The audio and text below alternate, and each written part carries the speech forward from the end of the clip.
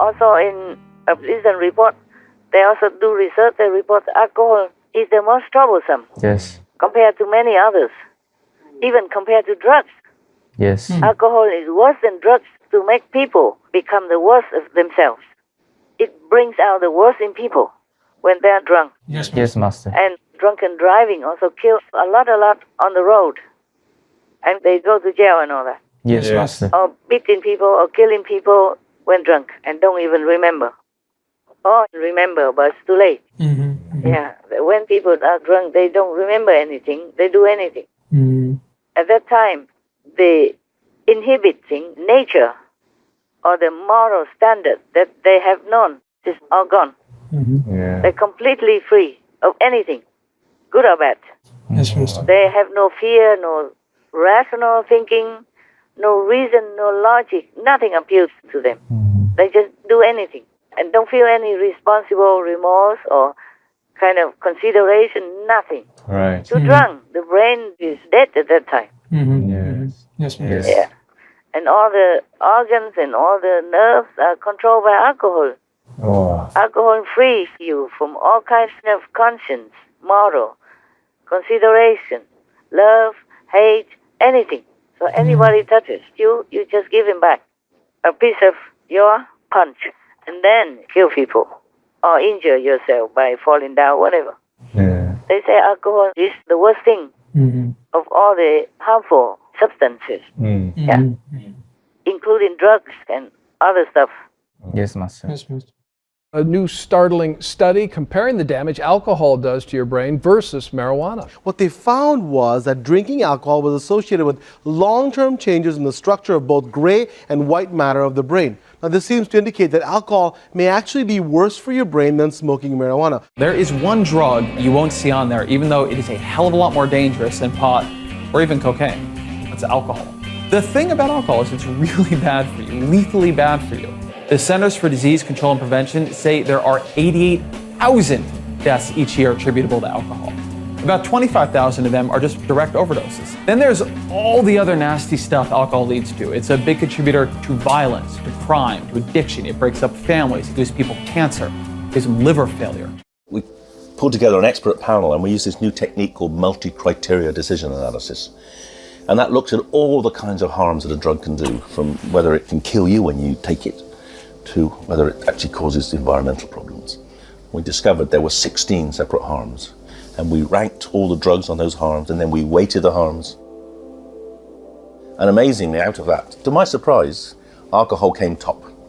Alcohol was the most harmful drug in the UK. And when you look at the reasons for that, you see it's because the social harms of alcohol are so enormous. The harms due to health costs, due to road traffic accidents, due to violence in the streets, domestic violence, those are the ones that make alcohol in the UK the most harmful drug. And the priests in Catholicism are allowed to drink as much as they want, of course. Who is there to control them? And they have money. Yes. They have donations all the time. Yes, Yes, Master. Master. If not, they can ask from the Vatican. Yeah. If you don't ask for a lot, you will have it. Or at least one of the faithful would feel sorry and then give it to you.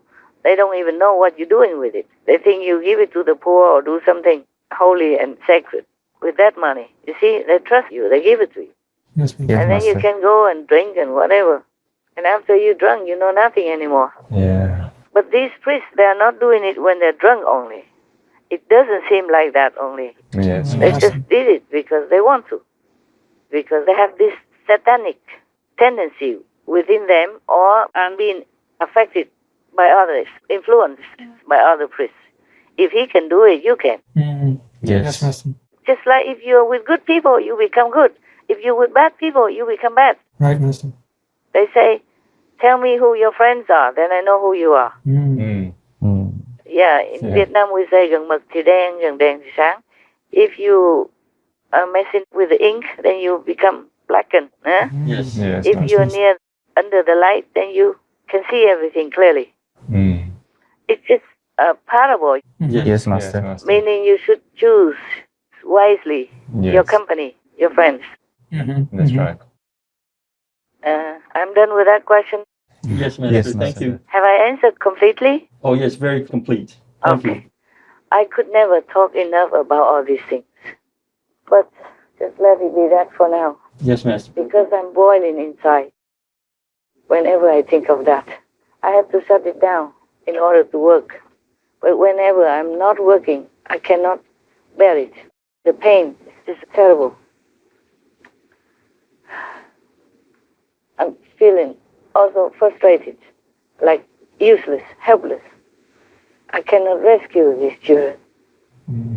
And it's still happening, and it will continue to happen if nobody does anything, if the government turns the blind eye, and if the so-called chief of the Vatican encourages it by his talk. Yes. Yes, Master. Yes, Master. Okay, any more from the team? Yes, Master. Tell. A few days ago, Francis has cited a new book on nun abuse as like a warning to the superiors. Mm-hmm. So the book Veil of Silence, Abuse, Violence, Frustrations in Female Religious Life Yeah. is basically portrays everyday abuse. Mostly it's psychological and spiritual, which has a lot of negative consequences because these nuns end up questioning their faith and even end up questioning God and the church. And they could in turn end up on the streets or even take refuge in a home for abused people. Is Master aware of this news that the Pope has cited this book? Normally I would brush it aside because I'm not surprised anymore all this evil that they're doing. Yeah. Okay? The thing is, this Catholicism, they don't have any moral guidance. They are not enlightened, that's the problem. Yes, true. Most of them are not. How can they be enlightened if they don't have any master to open the third eyes for them and to connect with God and to see the inside God's light and to hear God's word? Yes, Yes, true. Master. In the beginning was the Word was with God, and the Word was God. The Word, the sound, the silent sound, the Word without words, the sound without sound. They don't hear any of those. They don't see any light. Yes. They don't connect with God. They're just normal, worse than normal people. Go inside there because nothing else to do or run away from society. Go in there just to be some big shot, being nourished by people, worshipped by the faithful, and just doing not much. Yes, Master. Master. If some people do some charity and work taking care of orphanages and all that, it's not too bad. But mostly they don't need to do much. They don't need to. Yes, Master. And then they're bored, they're frustrated. They don't have any faith even in God, including these martyr superiors. Oh. They're just common people, worse than common people. The common people, they have things to do, they have goals, they have work, they have jobs, Yes. they have responsibilities. So they have more variety in their lives. The nuns, they just close in the cloister and doing not much all day long, Right. except prayer time and all that. Yes, Master. Yes, Master. What for you praying when you are not having anything within you? True. I'm sure some nuns and priests are sincere when they pray, but not all of them. Most of them are not. Just take it like a job, an easy job. Easy job, have everything, all privileges, immunity even, from murder, from rape, and from embezzlement, whatever, yeah, whatever in the society is forbidden. They can do it all in broad daylight. Yes, Master. And even the government knows doesn't do anything, Yeah. turn the blind eye, because they don't want to touch it. Yes, Master. They're afraid the people will say, oh, oppression of religion. No. Yeah. They could turn it around and make it like that. Yes. And the outsider understands nothing, the faithful understands nothing, also rise up. And then becomes like a revolution, religious revolution, and then killing again each other. Now, many times we have war because of religions. Yes, Yeah, Master. yes, Master. Yeah, the war within religions. It's still going on. Yes. And apart from that, they make war with little children, defenseless children, unarmed children. Yes, Master. Their parents feed them, feed the priests until they're fat and big and strong. And then they use all that to go against their children. They're weak and defenseless and small children. Yes, Yes, Master. This is the utmost evils of all. Just like you bite the hand that feeds you. You hurt the children of the people who feed you, who support you, who believe in you and who worship you, at least revere you. Yes, Master. Because you live the holy life, the ideal life that they could not. But they don't know. The common people outside, they're working honestly and they still believe in God in their heart. They are more pure, more good than these pedo priests. Yes, Master. They should be in jail, should be locked inside forever so they don't ever harm one hair of any other children again. That's what I would do if I'm the government. Yes, Master. Because otherwise they continue to harm the children. Once they taste something like that, they will not let go. Yes, Yes, Master. Master. It's become a habit. So easy. Why not? Yes, Master. Yes. And one learns from another, so that all the priests become rotten and corrupt. Because after all, they're just normal men. They have hormones in them. Yes, Master. And then nobody checks on them, nobody does anything. They're so free to do whatever they want, including raping children and killing them. They're out of control. Yes, Master. Yeah.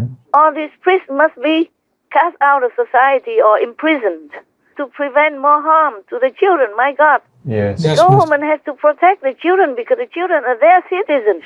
Yes. And the priests are also their citizens. To jail them doesn't mean punishment. It's to help them even. Yes, Master. Yes, So Master. they have more time to think about it. Yes. And in the prison, they can learn to do some craft and do something at least more useful to the society than just sitting in $1,000,000 houses or driving luxury cars or eating in first class restaurant or whatever. Yes, Yes, Master. Master. Yeah, and live every day well. And then doing harm to the people who feed them, who clothe them, Yes. Yes. who pay tax for the churches, or who give donations every time they go to the church. They are the ones who keep the priests alive and well. And they turn around harming their children, their patron's children. Do you hear me? Yes, Master. Yes. Master. The parents of the children who are keeping them alive and well and good and prestigious. Yes, So this Master. is a betrayal also to someone who helps you, who feeds you, who clothes you, Yes, Master. who pays the tax to keep you also, not just donations. In some countries, they have church tax and it's automatic, like a teaching system or something. You give 1/10 or something, Yes, Master. 10% of what you earn, and they took it automatically. It's deducted from your paycheck. I'm told like that. Yes, Master. Đêm qua ta mơ theo cánh nhạn hồng, lạ lướt mây xanh thanh thang trời lộng, một đời thong dong, một đời thong dong.